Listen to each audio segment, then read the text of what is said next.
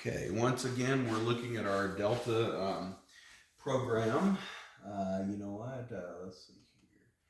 We're going to be doing counters. I may just have to load it. In fact, you know what? I might just load this dude in front of you just so you can kind of get a glimpse of how to, I don't know, upload the software into the PLC, I guess. I just have a PLC simulator. First of all, what you want to do whenever you have a program, it makes you compile it and then download it. I've already compiled this. I know nothing's wrong with it. So I just hit download, but what it'll say is it'll actually say, hey, you haven't compiled this yet. Do you want to compile it? It'll actually say you can't do it in run mode. Okay, there you go. Sometimes it asks you if you want to compile it, and then you got to take it off run mode, put it back on run mode. But that's just me putting this other program on here. Basically, I don't charge extra for that. No, it's all good. Let me turn this off real quickly. Okay, so now what we have here is we have our basic counter, right? This 2 videos ago, you learned about counters. CNT means counter, C0 means counter 0.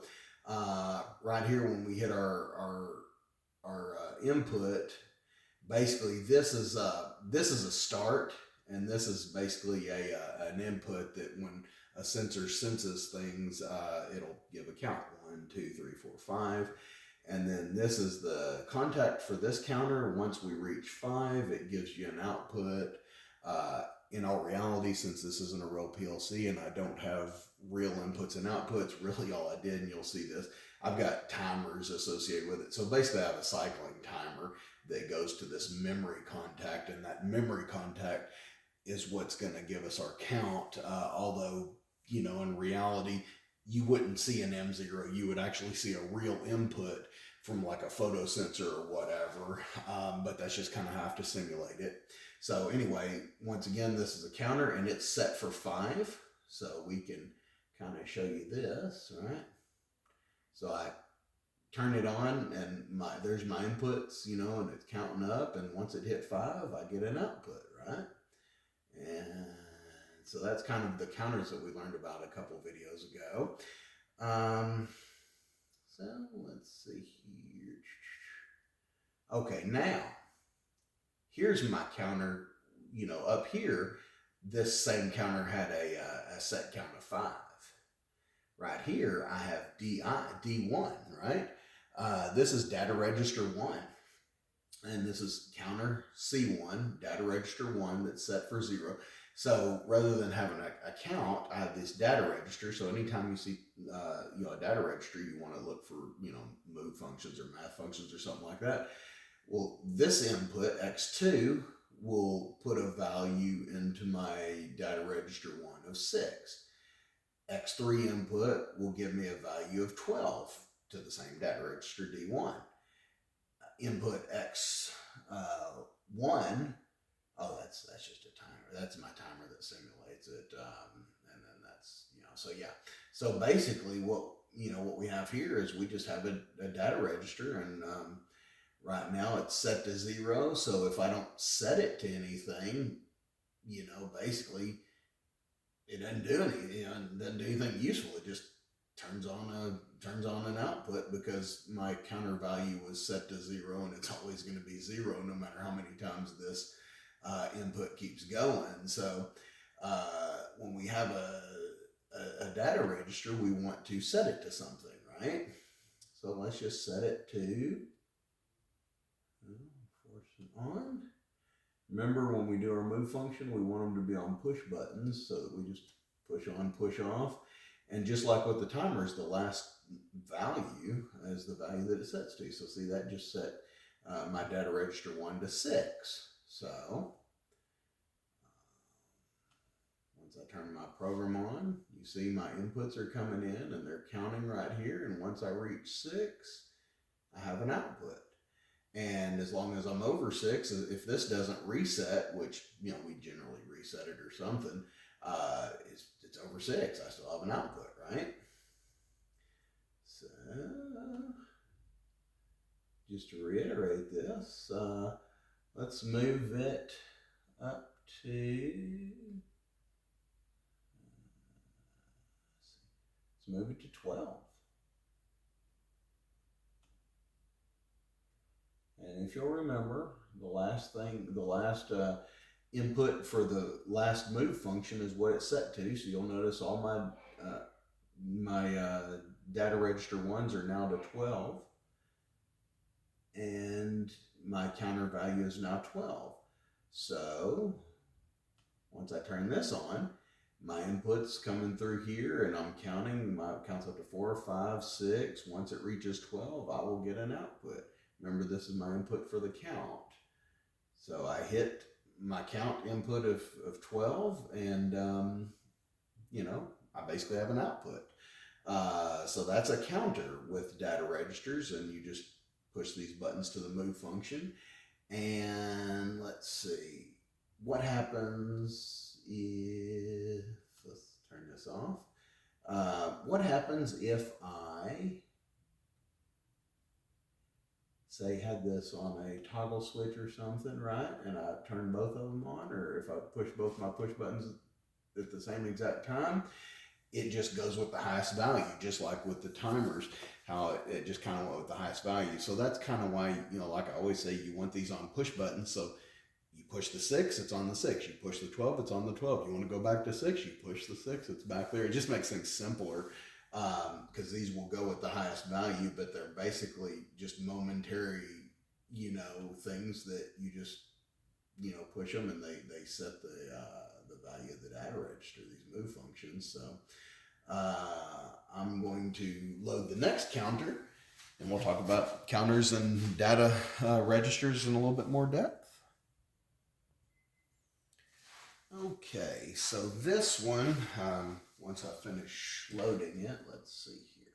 Okay, so this counter, we're still doing our data register and the counter, but what I did is I did my move functions a little bit differently. You know how the last few move functions that you've seen, you'd see like input, one input would be for one value, another input would be for another value. Well, what if you just wanted the same input, and depending on the number you push it, it just kind of changes the value, like 2, 4, 6, back to 2, 4, 6, or something like that. Well, that's kind of what we did here. So this counter still has data register D1, but you'll notice if I hit my X2 input, my push button that's connected to input X2, it'll count up to 2. And when my count of counter 2 up here is equal to 0, my data register D1 that is with my original counter is set to 6. So before I push my input X3, my data register value is 6. But if I push my input X3 again to make that counter equal to 1, then it moves my value for my D1 up to 12. So let's take a look at this and see how this works. Okay, so right here, I just turned it on, and my data register 1 value is 6. Why is it 6? Because this X2 hasn't been pushed, so my counter 2 is 0. When my counter 2 equals 0, my move function just moved that data register 1 to 6. So I haven't pushed anything, so that's why my data register is 6. But what if I push this input X2? Force on, force off. So I pushed an input that goes to that counter. Now my counter 2 is up to 1, and so now it moved 12 into my data register 1 that affects my first counter. So that's kind of a way that you can push one push button and use a second counter to and comparators to move your value around. So well, like I say, we could push this again, force on and force off, and you'll notice my counter 2 value went to 0. So once again, my data register 1 is 6, and I could push this input again. Same input, X2 is the only thing I'm pushing. and I'm just basically changing my data register value up here. See, my data register value is now 12, whereas it was 6. And of course, you know what happens when we start the thing. You know, when we start the thing, you know, I've got this M1 here. That's my inputs, and my count's going up. Once it hits 12, I'm going to get my my output. We'll give it a chance to hit 12. I got my output, and 4's off. Right? See, my data register value is still 12. But if I were to press my push button to change, you know, this X2 is just my push button to change my data register value. I'm pushing the same one every time. So once again, I push my change and it's to 6. So now, of course, we have our input going.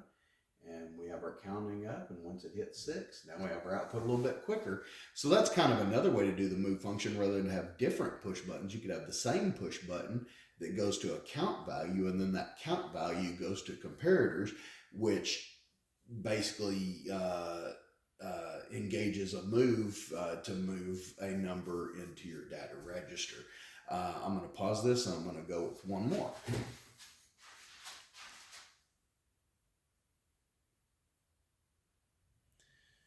Okay, what we have here now are some math functions. Basically, here's a counter with a data register, that D1. Here's my input, so when I turn it on, my inputs that register, you know,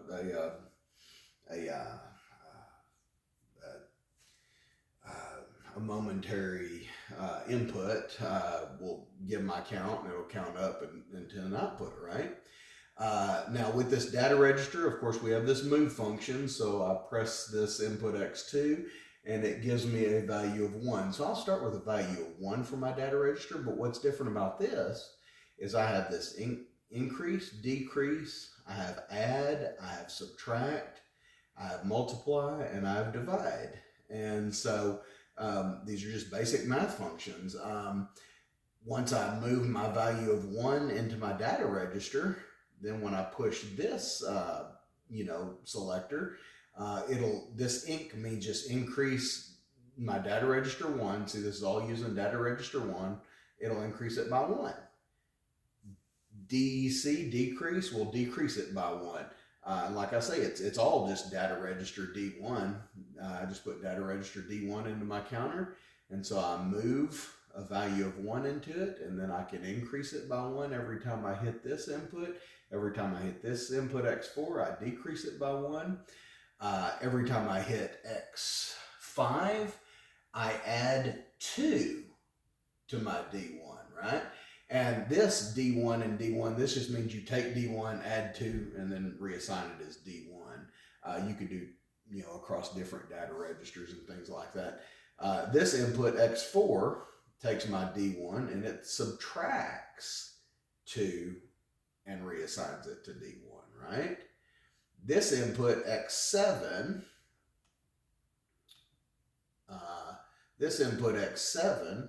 takes my D1 and it multiplies by 2 and, basically reassigns that to D1. So that multiplies by 2. This input X0 divides D1 by 2. So once again, my counter, I have data register D1. My move function will move a value of 1 into here, into my counter value for my output to turn on. And then I can do all these little push buttons for math functions to increase by 1, to decrease by 1, to add any number. I could add any number really, but I'm just adding 2 here, subtracting 2 here, multiplying 2, dividing 2.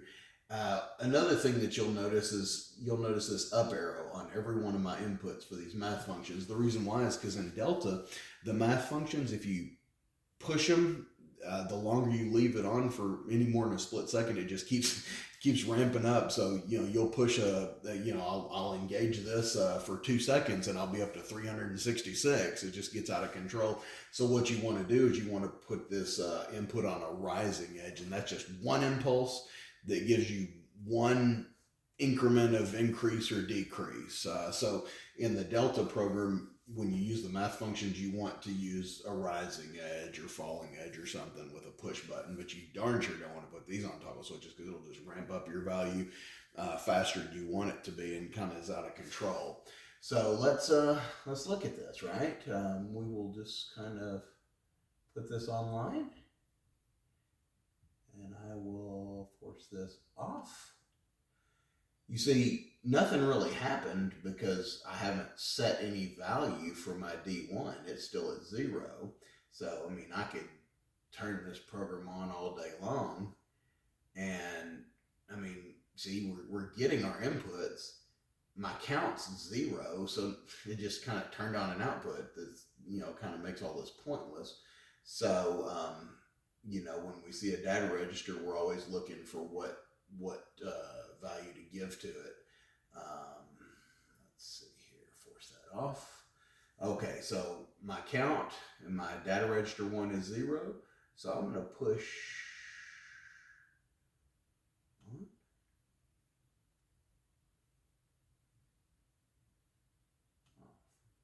You'll notice I forced this on and off, and now my data register D1, the value is 1. So now, of course, I'll force it on and it'll wait to get a count of 1. It's pretty much almost instantaneously puts it on because I've got a count of 1.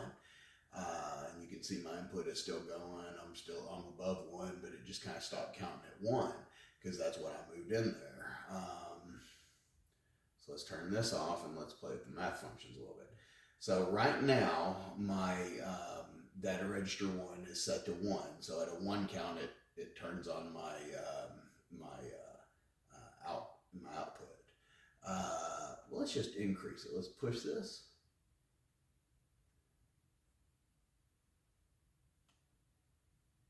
You'll notice my data register 1 value just went up to 2.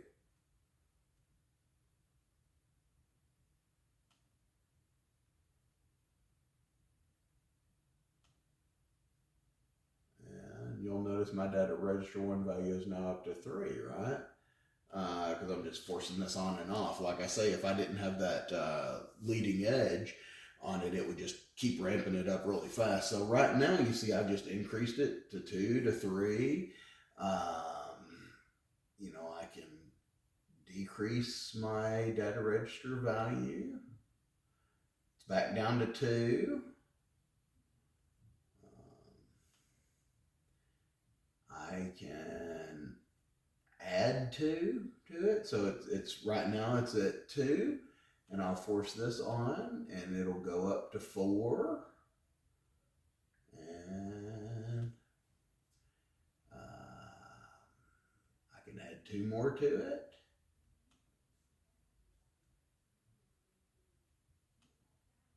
So my data register 1 is up to 6.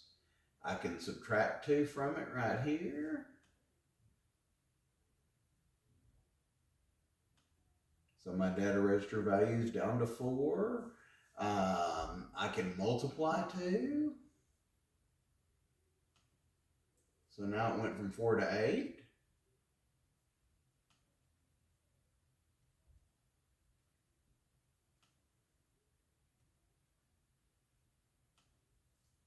And now it went from 8 to 16 because I multiplied it by 2 again. And then I can divide it by 2 to bring it back down to 8.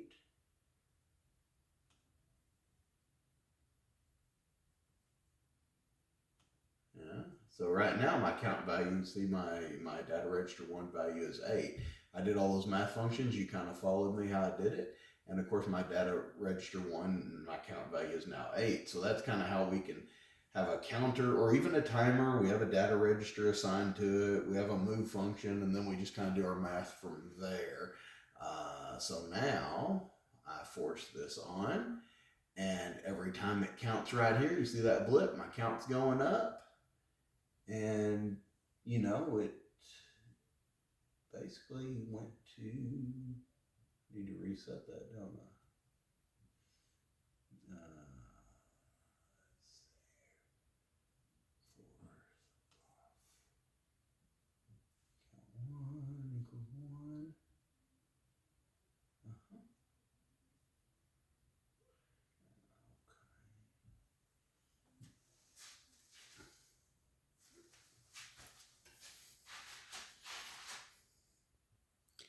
Okay, what you saw right there was just kind of a glitch. I hadn't reset my counter, so I had used my counter when it was on a value of 1, and it kind of stayed on. And you had seen that I had set my data register to 8, but my output was still on because I hadn't reset my counter. I had forgotten about that. As you can see, I'm not perfect, but I guess you get what you pay for. So now I reset my counter, and you will see my data register. We went through all those math functions. We ended up at 8. And now I'll show you. So now I'll see every time my blip goes, it's counting to 3, 4, 5. I still don't have an output yet. 6, 7, 8, and then there's my output. So as you can see, it worked better once I reset my counter. That's one thing that you have to realize about counters is they kind of do need to be reset, or they just kind of stay jammed on. But anyways, so that's kind of a counter with a data register, move functions, math functions, things like that. I think next video we're going to go into the Schneider PLC demonstration with some data registers and math functions that are very similar to all this. So if you're not quite that great with all this, you can rewatch these videos, and just kind of get real comfortable with data registers and math functions, things like that, before going into the next one, because it's a little bit harder to follow.